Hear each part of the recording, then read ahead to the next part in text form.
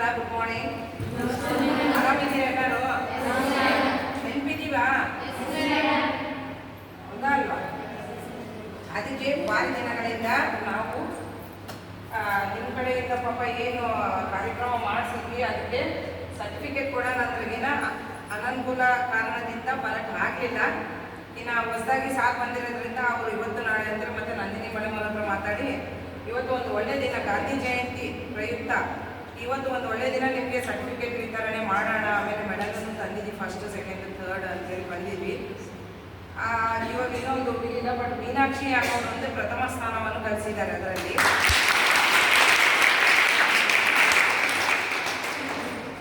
ಆಮೇಲೆ ಇನ್ನೊಬ್ರು ಬಂದು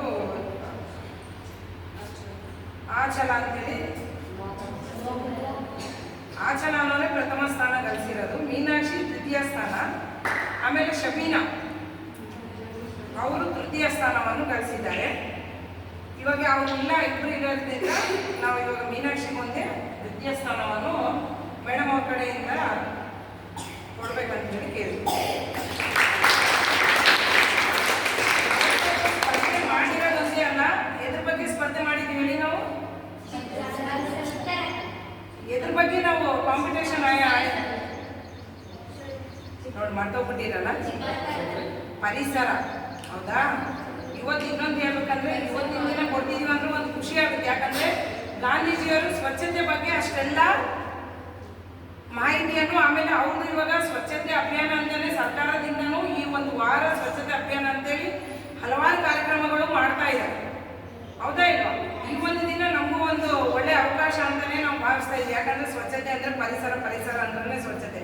ನಾವು ಪರಿಸರವನ್ನು ಯಾವ ಥರ ಸ್ವಚ್ಛತೆಯಾಗಿ ಇಟ್ಕೋಬೇಕು, ನಮ್ಮ ಸುತ್ತಮುತ್ತಲಿನ ಇಲ್ಲಿ ಇರೋದಾಗಲಿ, ನೀವು ಇರೋದಲ್ಲೇ ಆಗಲಿ, ಎಲ್ಲೇ ಆದರೂ ಅದರಿಂದ ನಮಗೆ ಎಷ್ಟು ಹಾನಿ ಆಗುತ್ತೆ, ನಾವು ಸ್ವಚ್ಛತೆಯನ್ನು ಎಷ್ಟು ಕಾಪಾಡ್ತೀವಿ, ಅದರಿಂದ ನಾವು ಎಷ್ಟು ಆರೋಗ್ಯವಾಗಿ ಇರ್ತೀವಿ ಅನ್ನೋದನ್ನು ನಿಮಗೆ ಸಾಕಷ್ಟು ಮಾಹಿತಿ ನಿಮ್ಮ ಶಾಲೆ ಒಳಗಾಗಲಿ ಇಲ್ಲೇ ಆಗಲಿ ಎಲ್ಲ ಹೇಳಿರ್ತಾರೆ. ನಾನು ಜಾಸ್ತಿ ಹೇಳಕ್ಕೆ ಹೋಗಲ್ಲ. ಅದರಿಂದ ಇನ್ನೊಂದ್ಸಲ ಏನಾದ್ರೆ ಸ್ವಚ್ಛತೆಯನ್ನು ಕಾಪಾಡಿ ಅಂತ ಹೇಳುತ್ತಾ ಇವಾಗ ಈ ಬಹುಮಾನವನ್ನು ಅವ್ರಿಗೆ ವಿತರಿಸಬೇಕಾಗಿ ಹೇಳ್ತೀನಿ.